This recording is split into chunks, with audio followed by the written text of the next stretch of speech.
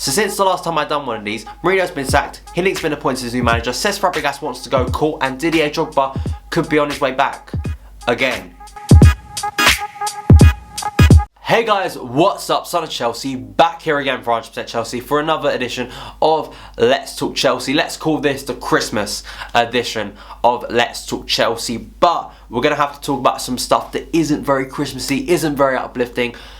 Well, it's Chelsea recently, so what else do you expect? Cesc Fabregas wanted to go to court earlier this week, or at least his legal team did, over comments made by former Chelsea player Pat Nevin, claiming that the Spanish midfielder would rather lose than win for Chelsea, for Jose Mourinho more precisely.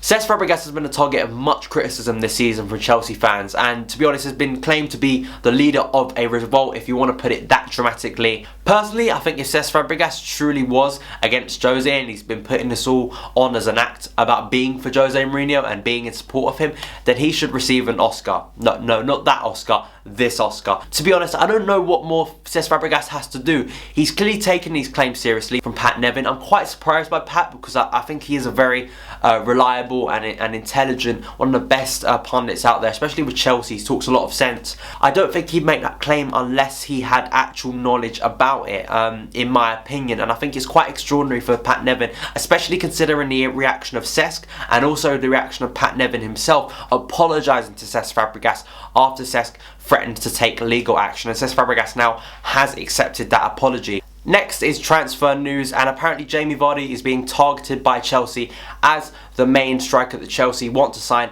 in the January transfer window. 30 million is the price tag that's being labelled on Jamie Vardy by Leicester. Also apparently Manchester City are interested. Now personally, I realistically don't see Leicester selling Jamie Vardy. Let's look at it from a Leicester perspective. Why would Leicester, who've had a brilliant start to the season, one of the best they've ever had, want to sell one of their key players? You know, a key player that is so important and has been so crucial to them being at the top of the Premier League. Why would they want to do that? And to be honest, 30 million for a player who's done that probably is a little bit too low. I know probably his potential doesn't really sum that up, but if you think about the worth of what he is to Leicester, why would Leicester want to sour their season by selling their best player probably along with Riyad Mahrez? You know, that's the thing from a Leicester perspective, and I clearly don't see Chelsea getting Jamie Vardy, especially in January. Maybe they could get him in the summer, but by then, will it be too late? And also, I think there are other potential transfer targets that for me would suit the club better long term. I think Aubameyang would be a better target. Lastly is the most positive story of them all that has got Chelsea fans kind of excited,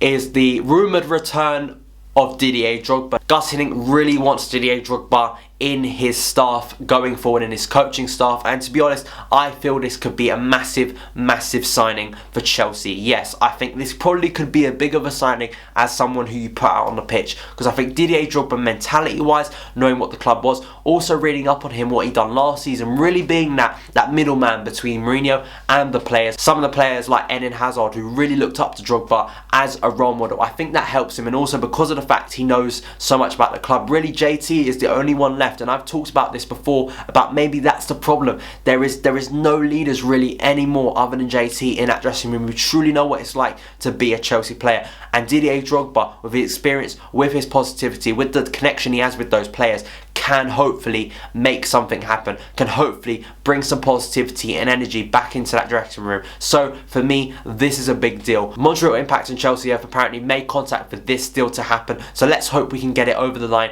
I think he'd be an amazing addition to the coaching staff going forward, and I think he really could bring something to our dressing room. So that has been it for this edition of Let's Talk Chelsea. Let me know your thoughts on everything I've discussed, the stories I've discussed, in the comments below. You can follow me personally on Twitter at Son of Chelsea. Make sure to subscribe to 100% Chelsea, and yeah, I hope all of you have a very Merry Christmas. Hope you get all the presents you want. Hopefully, most importantly, you spend time with your family and enjoy it. So thank you guys, and I'll see you again. I think like a lot of Chelsea fans, I'm one of these that do express I'm not bouncing off the walls because of today, because I feel that those players on that pitch today showed their